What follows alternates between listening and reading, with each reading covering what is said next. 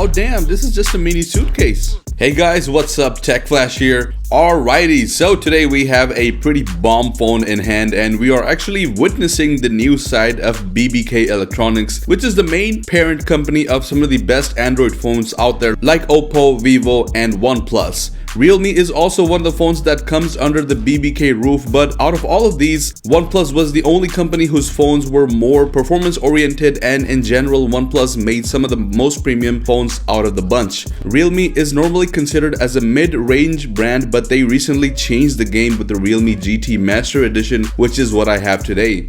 This phone is considered as a higher mid-range phone, but there are a couple of things here that we only see on flagship devices. For example, if we look at the design of this phone, this device is not an ordinary looking smartphone. It is actually a designer phone designed by Naoto Fukusawa, and it's considered to be the company's most stylish device. And I think it's pretty clear that the inspiration behind the device was taken from a travel bag, because that's exactly what it looks like. And one really cool thing about the phone is that this is the only phone in the mid-range category which comes with this vegan leather back. There are a couple of more finishes to the phone which come in a few other colors, but if you get it in the gray option, you do get the vegan leather finish, which I think is the best feeling and best looking of the lot. Now, what is the purpose of this phone? Well, as I mentioned earlier, Realme is not really looked upon as a premium phone brand. It usually falls under the mid-range budget category, and not to say that this is an overly priced phone. This is still a great phone for the money, but Realme is trying to up its game and enter into a complete new category and market that really doesn't exist amongst other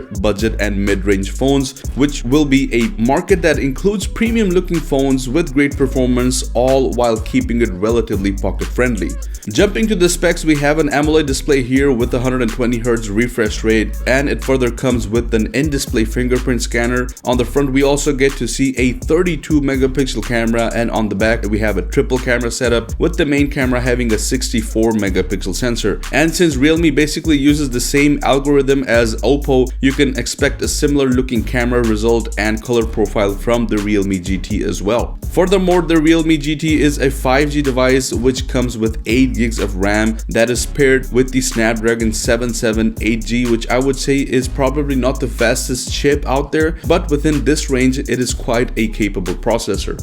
Now, when it comes to the price, you have to keep in mind the specs and the premium look that I just showcased to you. As I said, this is the most stylish and good looking phone that Realme makes. Keeping all that in mind, you may be surprised to know that the Realme GT Master Edition costs between the $250 to $300 range, which makes it a very good option for anyone looking for a great phone at a pocket friendly budget. Additionally, I should mention that this supports 65 watts of fast charging, and it also comes with a respectable 4300 milliampere battery. If you ask me what I think of this phone, I would say Realme is trying to carve itself into a niche that doesn't currently exist, which is the premium budget friendly category. I would say that the processor may not be the fastest out there, but it's still a pretty decent one, and you have to look at what you're getting in terms of value at only $250 to $300. And in all honesty, looks wise, nobody would be able to tell this is a $300 phone. This even comes with a premium looking case which is of a higher quality than what we usually get out of the box, and it also actually includes the designer signature. So the overall experience of this phone, I would say, is pretty good.